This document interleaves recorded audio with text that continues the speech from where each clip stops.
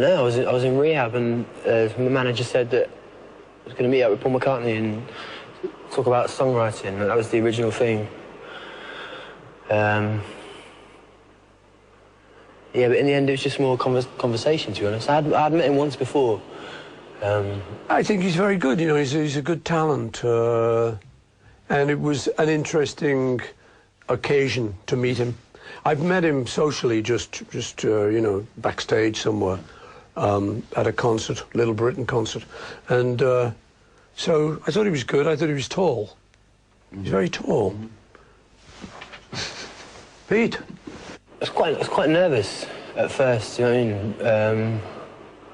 Actually, I was very nervous. I was kind of a bit tongue-tied as well. I was thinking, oh, you know, I didn't want to ask him. I was thinking, oh, don't ask him about John, like, you know, don't mention this, don't mention that. But in the end, he talked openly about all the things that I wasn't sure about asking about, so...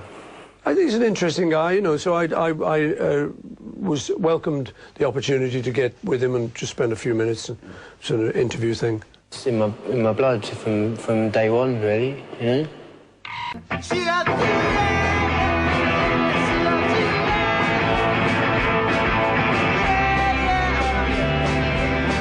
Yeah, I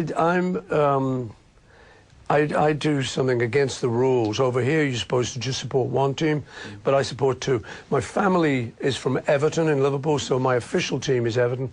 But I love Liverpool as well, the team Liverpool, because Kenny Dalglish, who used to be one of the players and later the manager, brought the whole team to a concert once, and I loved that. They brought them to one of my concerts, and I think they're great players.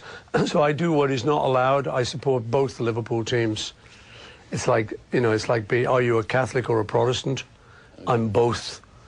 Well, I support Queen's Park Rangers just because that's who my dad supported, and their family supporters, you know? Uncles, and yeah, I was absolutely fanatical. Like, you know, it was 13, 14, 15. It was like I didn't miss a game. I think the last time I went, the club secretary threatened to resign if I didn't leave the stadium, so I had to leave at half-time. It was a good job, though, because the Millwall fans were getting, you know, talk about brave. I wasn't brave that day. But I wasn't smoking anything in the toilets. That's what they said in the papers, so...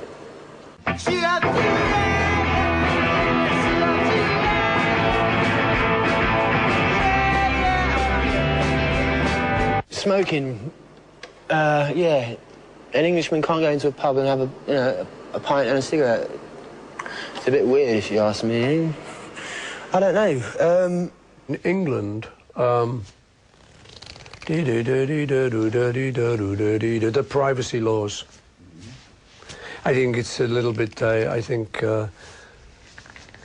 it's become a little bit too much of a game, and there's no privacy.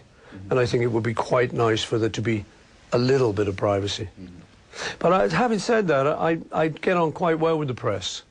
And so it's not too bad. But I think for some people, I think it probably would be good to just give them some rules.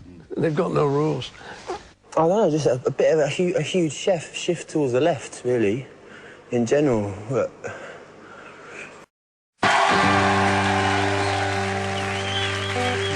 You've lost your love. I saw her yesterday, and she's thinking of. She told me what to say, and she said she loves you. You know that can't be bad. 'Cause she loves you, you know you should be glad. She says you had a soul. She almost lost her mind. Now she says she knows you're not the hurting kind, because she loves you. You know that can't be bad. Yeah, she loves you. You know you should be glad. She loves you, yeah, yeah, yeah. She loves you, yeah, yeah, yeah. With a love like that, you know you should be glad.